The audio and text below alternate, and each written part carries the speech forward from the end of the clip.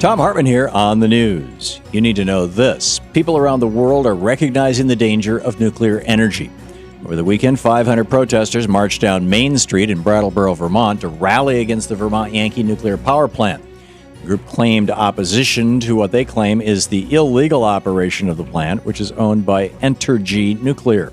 The plant has been operating without the state's required certification of public good and has been plagued with technical problems. Protesters carried signs reading "No more leaks, lies, and lawyers," and demanded that the plant be taken offline. Meanwhile, half a world away in Tokyo, Japan, Japanese researchers announced that a type of shellfish has disappeared in waters near the crippled Fukushima Daiichi nuclear power plant, and scientists say that the species that remain have high levels of radioactive material inside their bodies.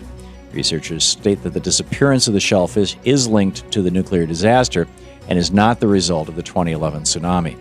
These two events illustrate the dangers of nuclear energy regardless of the location of the plant or the regulations imposed on plant operators.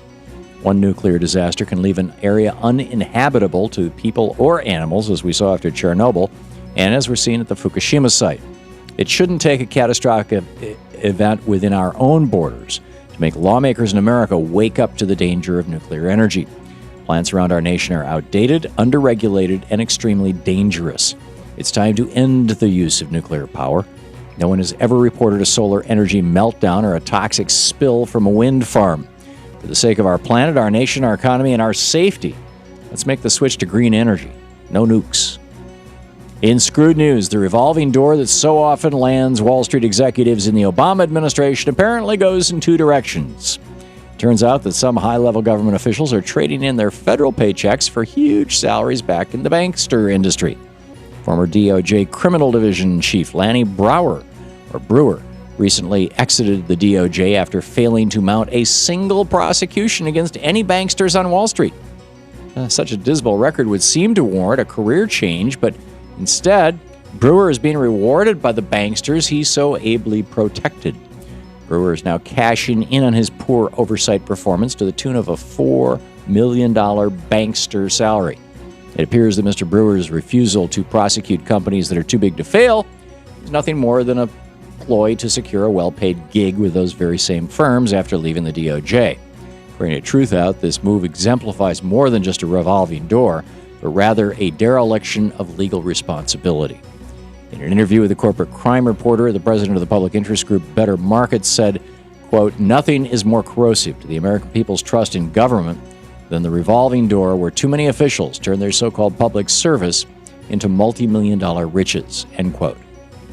This move and all of Mr. Brewer's decisions at the Department of Justice should be investigated. It's time to prosecute the banksters. And if Lanny Brewer turned a blind eye to their illegal tactics, then it's time to hold him accountable too. In the best of the rest of the news, if we only had more senators like Bernie Sanders. As news broke of a DOJ employee cashing in on his too-big-to-fail policy, Senator Sanders announced that he will introduce legislation to break up the big banks. The legislation would instruct Treasury Secretary Jack Lew to compile a list of banks, hedge funds, and insurance companies that he deems too big to fail. Lew would have 90 days to put together a list of financial institutions that could have a catastrophic effect on the stability of our economy if they went down. The proposal would then give the Treasury Department 1 year to break up those banks and financial institutions. According to Senator Sanders, if an institution is too big to fail, it is too big to exist. No single institution should be so large that its failure would cause catastrophic risk. It's no secret that Wall Street banksters have way too much power over our economy and over our government. With senators like Bernie Sanders on the job, they may not have that power for long. At the exact same time the Obama administration is nearing its approval of the Keystone XL pipeline, two separate crude oil spills provided a bold reminder of why the president must reject that tar sands project. Last Wednesday, a train carrying toxic tar sands oil spilled nearly 15,000 gallons of it in Minnesota.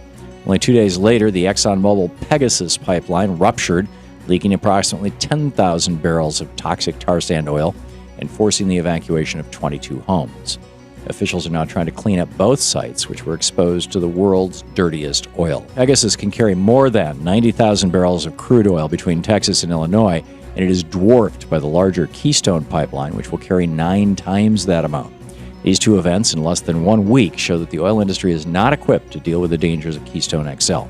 The president must prevent the toxic tar sands oil from being pumped over precious land through our nation's communities. Call the White House today and tell President Obama to say no to Keystone XL. And finally, April Fool's Day pranks are a time-honored tradition shared between many friends and coworkers. However, in today's technological age, major corporations are getting in on the game. This morning, Google punked internet users by announcing that it would be shutting down its YouTube service and introducing a new technology called Google Knows, the new sensation in search. Twitter blog also made a fake announcement that said users who wanted vowels in their posts would have to purchase them. And that's the way it is today.